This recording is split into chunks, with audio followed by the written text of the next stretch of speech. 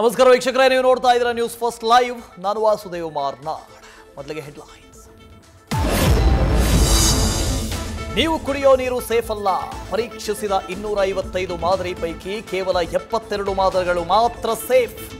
183 bottles ಕುಡಿಯೋದಕ್ಕೆ ಯೋಗ್ಯವಲ್ಲ. ಆರೋಗ್ಯ ಸಚಿವ ದಿನೇಶ್ ಗುಂಡೂರಾವ್ ಮಾಹಿತಿ.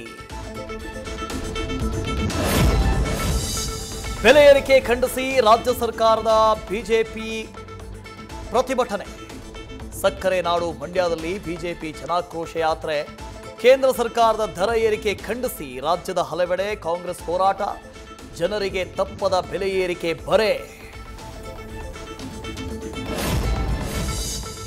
ಮಂಡ್ಯ ಜಿಲ್ಲೆ ಜನಪ್ರತಿನಿಧಿಗಳಿಗೆ ಗಂಡಸ್ತನ ಇಲ್ವಾ? ಜನಾಕ್ರೋಶ ಯಾತ್ರೆಯಲ್ಲಿ ಮಾಜಿ ಡಿಸಿಎಂ ಅಶ್ವಥ್ ನಾರಾಯಣ್ ಪ್ರಶ್ನೆ.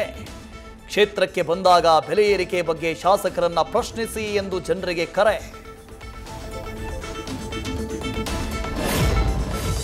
ನವಶಕ್ತಿ ಚಿಟ್ ಫಂಡ್ ಹೆಸರಲ್ಲಿ 200 ಕೋಟಿಗೂ ಅಧಿಕ ಪಂಗನಾಮ. ಸರ್ವಸ್ಯಂ ನಾಟ್ಯಂ ಚಿತ್ರದ ನಿರ್ಮಾಪಕ ಮನೋಜ್ ಸೇರಿ ಸುಮಾರು 500 ಜನರಿಗೆ ವಂಚನೆ. ಎಫ್ಐಆರ್ ದಾಖಲಿಸುವುದಕ್ಕೆ ಮುಂದಾದ ಮೋಸ ಹೋದವರು.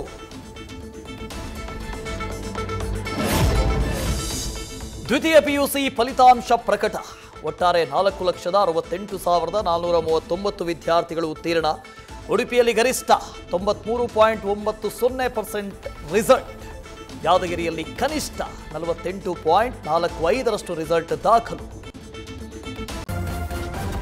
ನ್ಯೂಸ್ ಫಸ್ಟ್, ನಿರ್ಭೀತಿಯಿಂದ ನಿಮ್ಮ ಪರವಾಗಿ.